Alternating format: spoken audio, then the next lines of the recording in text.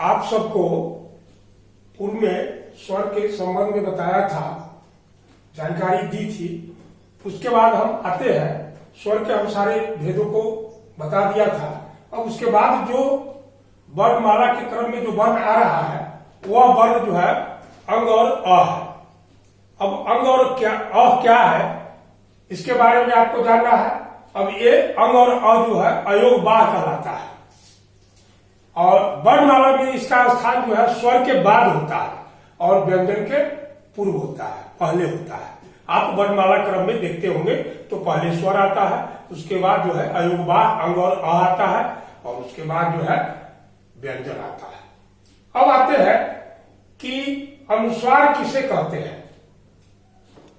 तो अनुस्वार अंग को ही कहा जाता है और अ को विसर्ग कहा जाता है।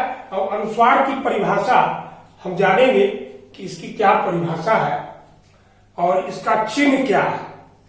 तो अनुस्वार का चिन्ह हम पहचानेंगे तो शिरोरेखा के ऊपर। शिरोरेखा का मतलब होता है कि कोई भी शब्द लिखते हैं और ऊपर जो पाई लगाते हैं उसको शिरोरेखा बोलते हैं। तो शिरोरेखा के ऊपर बिंदु के रूप में प्रयोग किया जाता है, वही अनुस्वार होता है।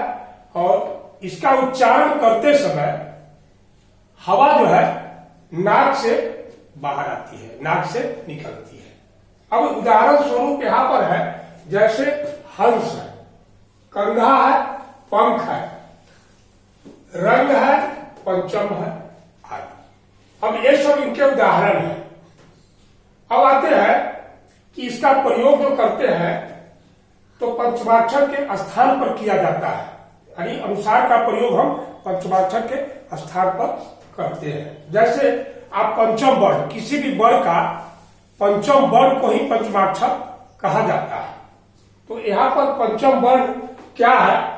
अग है, य है, तवर्गी न है, तवर्गी न है तथा म है। अब देखिए न दो है यहां, एक तवर्गी न यानी ट वर्ण का है और दूसरा तवर्गी न है यानी त वर्ण का है।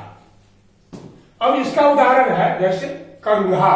अब देखिए कंघा जो यहां पर लिखा गया है, ये कंघा आपको पंचमाक्षर के रूप में हम लिखे हैं, लेकिन यही पंचमाक्षर अनुस्वार के रूप में बदल गया है। यानी अनुस्वार क्या होता है? पंचमाक्षर होता है और यहां पर चंपक है, म है, म यहां अनुस्वार के रूप में बदल गया है, चंपक हो गया, यानी अनुस्वार बन गया म। पंचमाक्षर अनुस्वार में परिणत हो जाता है।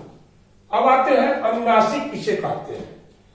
तो अनुनासिक, इसका चिन्ह जो है शिरोरेखा के ऊपर होता है। जैसे अनुस्वार भी शिरोरेखा के ऊपर लिखा जाता है, उसी तरीके से हम अनुनासिक को भी शिरोरेखा के ऊपर लिखते हैं। और इसका चिन्ह चंद्र बिंदु होता है, यानी अर्ध चंद्र होता है, उस पर बिंदु होता है। इसको हम अर्ध चंद्र बिंदु बोलते हैं, चंद्र बिंदु बोलेंगे।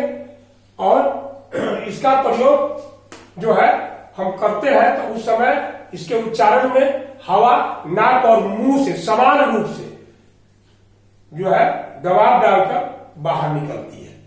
इसका उदाहरण है हंसी, चांदनी, मांग, भांति, आंगन, दांत आदि। अब आते हैं पॉइंट में कि जब शिरोरेखा के ऊपर कोई मात्रा न हो, जब शिरोरेखा के ऊपर मात्रा नहीं होता है तब चंद्रबिंदु का प्रयोग किया जाता है। और जब शिरोरेखा के ऊपर मात्रा होगा तो चंद्रबिंदु का प्रयोग नहीं करके हम अनुस्वार का प्रयोग करते हैं। अब देखिए यहां पर जैसे चांदनी लिखे, मांग लिखे, भांति लिखे, हंसी लिखे।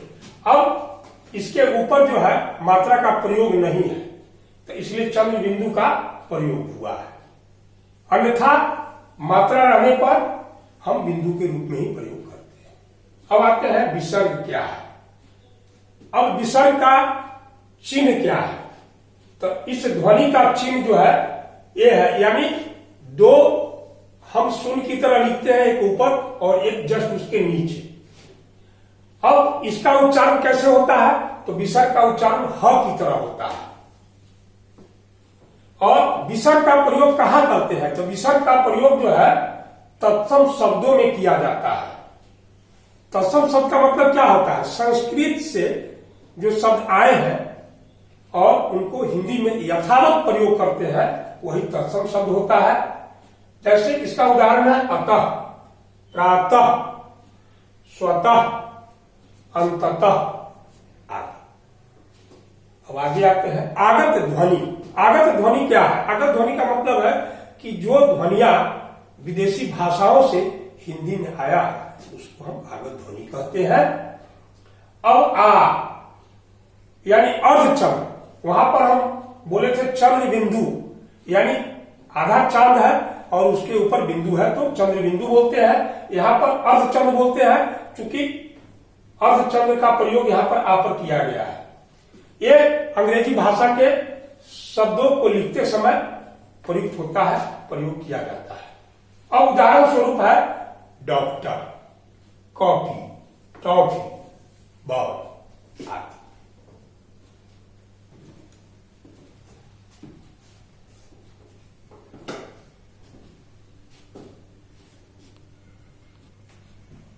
हम स्वर से परिचित हो चुके हैं।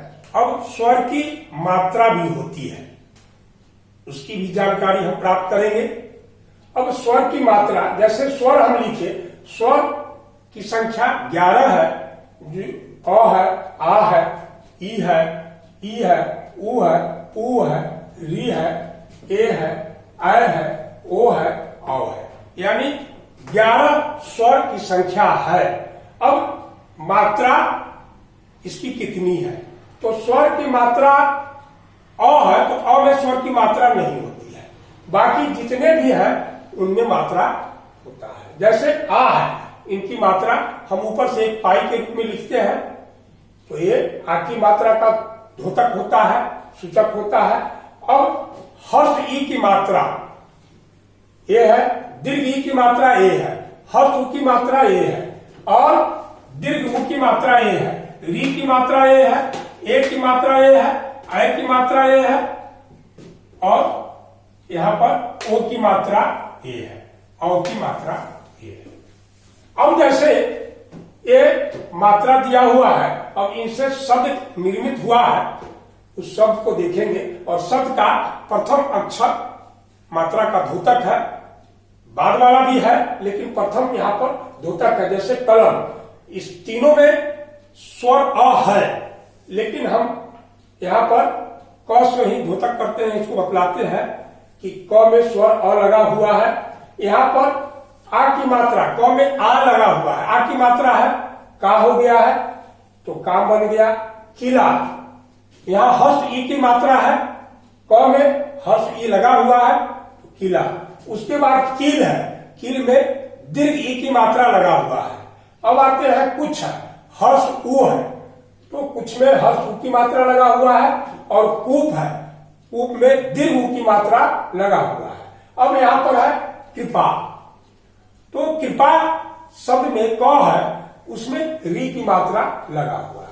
अब आते हैं ए की मात्रा है तो केला शब्द है तो केला में ए की मात्रा लगा हुआ है। अब कैसा शब्द है, कैसा शब्द में क जो है उसमें ऐ की मात्रा लगा हुआ है। अब आते हैं कोना, तो इस क में ओ की मात्रा लगा हुआ है। अब आते हैं कौन, तो कौन शब्द है उसमें जो क है उसमें औ की मात्रा लगा हुआ है। अब आते हैं कि व्यंजन, व्यंजन किसे कहते हैं, व्यंजन क्या होता है? तो व्यंजन वह वर्ण है, वह ध्वनिया है जिनका उच्चारण करते समय सब स्वरों की सहायता नहीं ली जाती है। हम स्वर में बताए थे कि उसमें किसी की सहायता की आवश्यकता नहीं होती है, लेकिन यहाँ व्यंजन में स्वरों की सहायता की आवश्यकता होती है, व्यंजन कहलाती है। इनका उच्चारण जब करते हैं तो हवा मुख के अलग अलग स्थानों को छूकर बाहर निकलती है। हवा जो मुख से निकलती है अलग अलग स्थानों को छूकर बाहर निकलती है।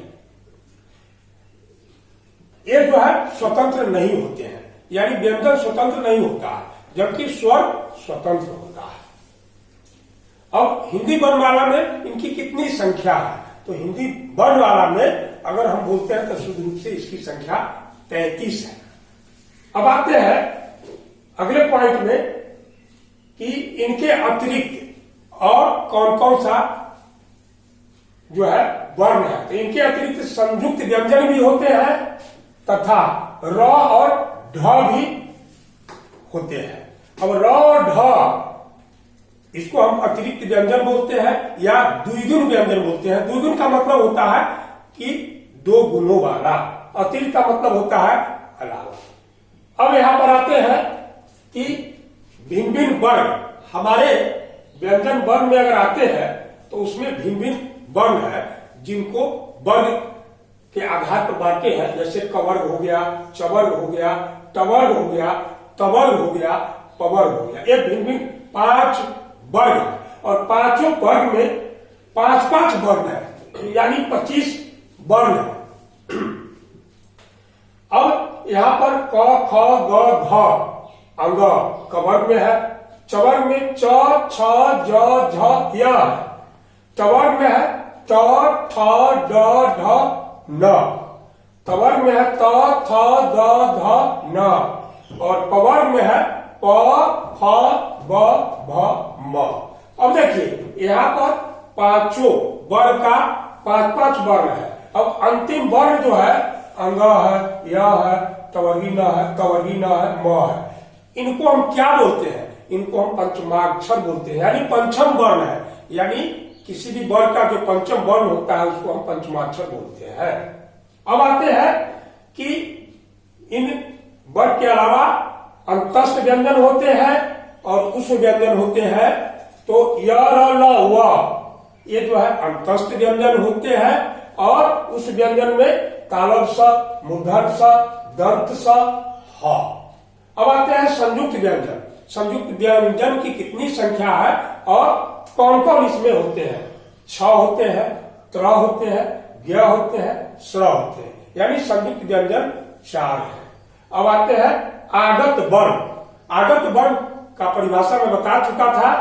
तो आगत वर्ण में ज, फ और आ